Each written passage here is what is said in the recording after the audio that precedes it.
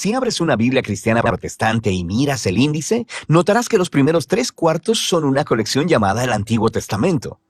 Si miras la lista de libros, verás que está formada por 39 obras más pequeñas que se agrupan en 4 secciones principales. Las primeras 5 son llamadas el Pentateuco, seguidas de los libros históricos, luego los libros poéticos y finalmente los libros de los profetas. Ahora, eso parece bastante simple, pero en realidad es mucho más complicado e interesante. Este orden de libros en un solo volumen llamado Antiguo Testamento es una tradición cristiana tardía que se desarrolló después de Jesús y los apóstoles. En la antigua tradición judía, estas obras estaban todas en rollos separados y se concebían como parte de una colección unificada en 3 partes llamada Tanakh. Es un acrónimo hebreo para Torah, que significa instrucción, Nevi'im, que significa profetas, y Ketuvim, que significa escritos.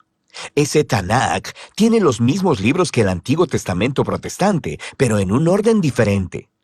La Torá corresponde al Pentateuco, pero los profetas consisten de 4 libros históricos narrativos y luego 15 obras que reciben su nombre a partir de profetas específicos. Después siguen los escritos, una diversa colección de textos narrativos y poéticos. Ahora, este diseño en 3 partes es muy antiguo. Es referido en los textos judíos antiguos, como en los rollos del Mar Muerto, el libro de Sirásida e incluso Jesús de Nazaret lo mencionó. Y eso es porque esta forma en 3 partes está entretejida en los mismos rollos. Si pones atención, descubrirás que cada rollo ha sido coordinado mediante referencias cruzadas que unen cada obra a la colección en 3 partes. Entonces, ¿quién juntó todos estos rollos? Fue un proceso largo. Algunos de los contribuyentes famosos son nombrados como Moisés y David, pero la mayoría de los autores permanecen anónimos. En la Biblia son llamados simplemente escribas o profetas.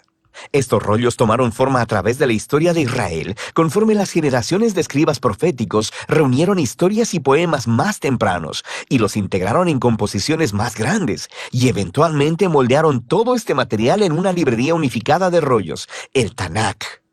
Es claro, a partir de los textos en los Salmos y los Profetas, que estos escribas proféticos creían que el Espíritu de Dios los estaba guiando a lo largo de todo este proceso, que a través de estas palabras humanas, Dios le habla a su pueblo. Esta es la razón por la que atesoraban estos textos, estudiándolos y componiendo una colección unificada. No sabemos cuándo exactamente fue terminado el proceso, pero fue en algún momento en los últimos siglos antes del tiempo de Jesús. Es su forma final. El Tanakh ofrece una interpretación profética de la historia de Israel que dice revelar los propósitos de Dios para rescatar a todo el mundo. Y aunque no podemos hacer justicia a la colección entera en solo un video, es útil que hagamos un repaso general de lo que tratan estos rollos. La Torá comienza con Dios creando y bendiciendo un gran terreno, nuestro muy buen mundo. Dios se lo confía a una criatura que refleja la imagen divina, un humano, o en hebreo, Adán. Dios comisiona a la humanidad para gobernar el mundo como reyes y reinas de la creación. Y la pregunta es si ellos confiarán en la sabiduría de Dios para discernir el bien y el mal, o tomarán autonomía y definirán el bien y el mal por ellos mismos. Pero hay otra criatura con los humanos, la misteriosa serpiente.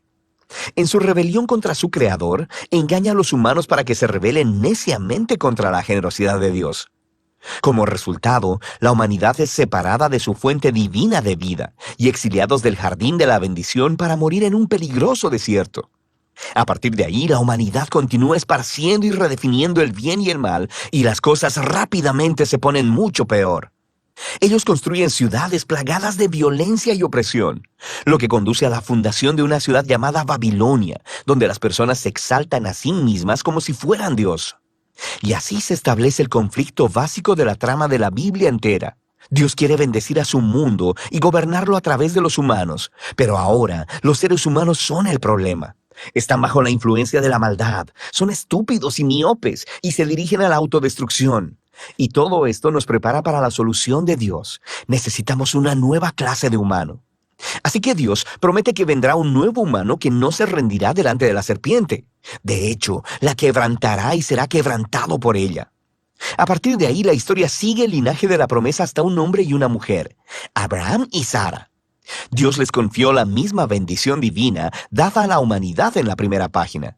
Así que ellos dejan Babilonia para ir a una nueva tierra, similar al jardín que Dios le promete que le dará a su familia. Lo que sigue es la historia de la familia de Abraham. 3 generaciones: Abraham, Isaac y Jacob, seguidos de 12 hijos. Y nuestra esperanza es muy alta hasta que leemos su historia familiar muy disfuncional y destructiva. Ellos mienten, hacen trampa y casi se matan entre ellos, sin mencionar los escándalos sexuales. Pero, ¿qué esperabas después de la historia del jardín? Ellos son seres humanos. Eventualmente, la familia de Abraham termina exiliada en Egipto. Todos estos fracasos por parte de la familia de Abraham pintan un fondo oscuro para los pocos momentos resplandecientes de la historia. Dios permanece comprometido con ese pueblo. Incluso hace con ellos una promesa eterna llamada pacto de que los rescatará y que bendecirá a toda la humanidad a través de ellos. El cómo no está muy claro, pero la familia de Abraham está en su mejor punto cuando dejan sus planes egoístas y confían en la promesa de Dios con una fe radical. A partir de aquí, la familia crece. Terminan esclavizados en Egipto y se nos presenta al otro personaje principal de la Torá, Moisés. Dios lo levanta para rescatar a los israelitas y llevarlos a una montaña, en donde todos son invitados a entrar en una relación de pacto con Dios. Se les dan 613 términos para esta relación, una guía para convertirse en una nueva clase de humanos, quienes representarán con fidelidad a Dios delante del mundo. Y Moisés es el mediador de todo este asunto, porque él es genial. Es el profeta definitivo que habla la palabra de Dios a Israel. Es un sacerdote que los representa delante de Dios e incluso es llamado rey, líder de Israel y libertador en tiempo de necesidad. Pero conforme continúa el viaje, los israelitas fallan estrepitosamente. Violan el pacto e incluso Moisés se rebela contra Dios. De hecho, la Torá termina con Moisés prediciendo que el fracaso de Israel continuará conforme regresan a la tierra prometida y que terminarán en el exilio una vez más. Pero él tiene la esperanza de que Dios cumplirá su promesa de rescatar a Israel. Un día, él cubrirá sus fracasos, sanará sus corazones egoístas para que realmente puedan amar a Dios y vivir. Y entonces Moisés muere. Ahora, las últimas oraciones del rollo de la Torá son sorprendentes. Miran adelante en el tiempo y escuchamos de los escribas que dieron forma al Tanaj. Ellos reflexionan en la historia de Moisés desde su perspectiva y nos dicen que nunca en la historia de Israel se levantó un profeta como Moisés. Oye, quisiera que llegara otro profeta, sacerdote, rey como él. Y con eso seguimos al Nevi'im. Este tiene 2 subcolecciones. Primero, los profetas tempranos, 4 obras narrativas sobre la historia de Israel en la tierra prometida, contada desde la perspectiva tardía de los profetas. Las cosas empiezan muy bien con el liderazgo de Josué. Se nos dice que él es exitoso porque es justo como Moisés y medita en la escritura día y noche. Pero eventualmente, incluso Josué fracasa, empezando el largo y violento descenso de Israel a la autodestrucción, como Moisés y la historia del jardín anticiparon. Estas historias se enfocan principalmente en el fracaso de los reyes, profetas y sacerdotes de Israel. Cómo ellos mienten, hacen trampas, se matan unos a otros y adoran a ídolos. Es básicamente una repetición más larga y sangrienta de los fracasos de sus antepasados, pero hay algunos momentos resplandecientes. Dios reafirma su promesa de pacto de bendecir a la humanidad a través de un nuevo humano. Será un rey del linaje de David. Tienes algunas historias de personas como David y Salomón que tienen momentos como Abraham, cuando confían en Dios, pero nunca dura mucho. Y por supuesto, la familia de Abraham termina justo ahí donde empezó, conquistada y exiliada en Babilonia. Pero recuerda, toda esta historia está siendo contada desde la perspectiva posterior de los profetas, y ellos saben que el exilio no es el final. Así que diseñaron estas historias del pasado de Israel como indicadores a su esperanza futura. Cuando Dios rescate a su pueblo de Babilonia, enviará un nuevo rey que será como lo fueron Moisés, David y Salomón en su buena época. De hecho, de eso trata la segunda parte del Nevi'im, los profetas tardíos. Hay 3 obras largas y 12 obras cortas, conectadas con profetas específicos. Este diseño intencionalmente recuerda a los 3 más 12 ancestros de Génesis, cuyas historias de fracaso contienen las semillas de esperanza futura. Estos rollos proféticos están llenos de referencias cruzadas que enlazan a la narrativa de la Torá y los profetas y siguen desarrollando la historia.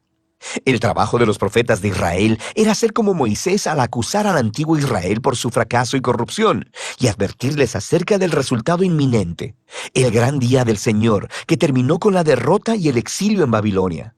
Pero los profetas también prometieron que Dios tenía el propósito de purificar a su pueblo y recrear un nuevo Israel, quien sería fiel como lo fue Abraham. Ellos vivirían en una nueva relación de pacto con Dios bajo la autoridad de un gobernante prometido que es descrito como un nuevo Moisés, pero llamado como David. Él será quien restaurará la bendición de Dios a todo el mundo.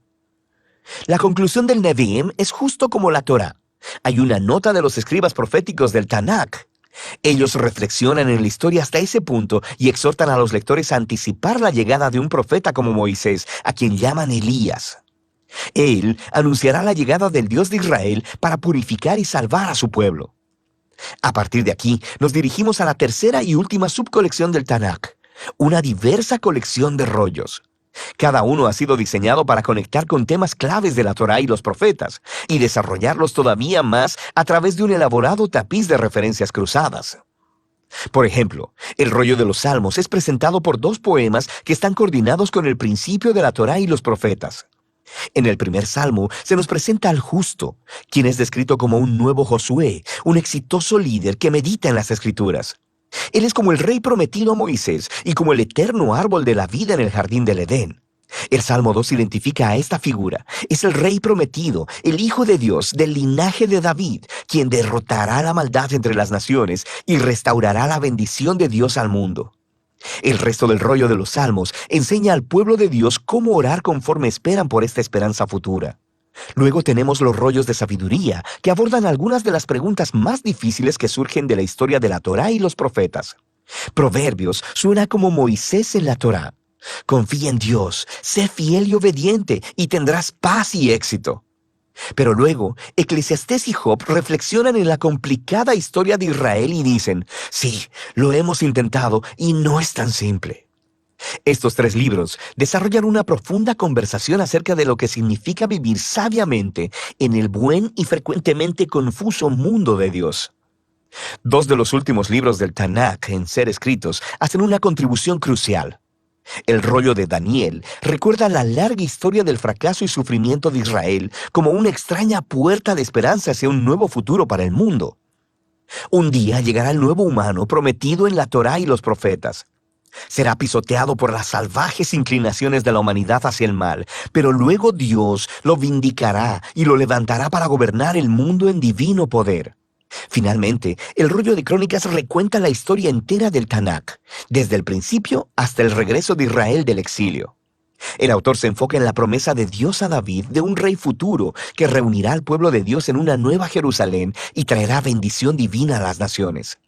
Las últimas líneas del rollo de Crónicas han sido coordinadas con textos claves por todo el Tanakh.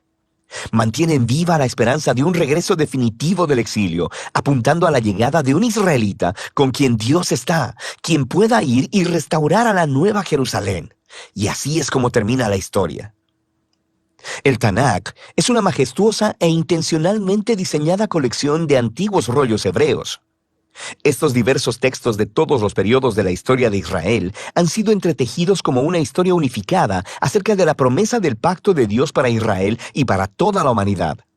Fueron hechos para toda una vida de lectura y reflexión, conforme estas asombrosas palabras humanas ofrecen una palabra divina de sabiduría y de esperanza futura que todavía habla hoy.